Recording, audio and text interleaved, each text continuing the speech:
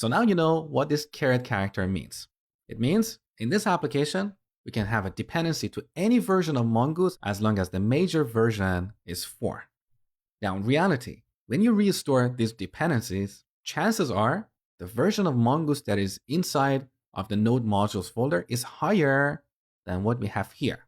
How can we know what version is actually installed? Well, there are 2 ways. One way is to look at the package.json file for this Mongoose library. So we go to node modules, find Mongoose, and here we have package.json. Now, if you scroll to the end,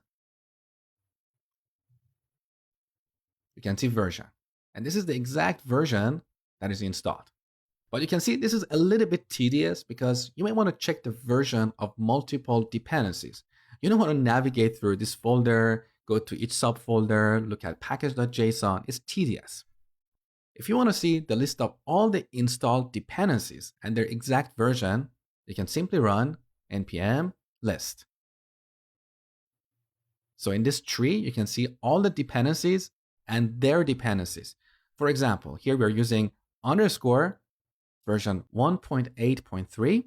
However, if you look at Mongoose, you can see Mongoose has dependency to async, and async has dependency on Lodash, and you can see the version of all these packages next to them.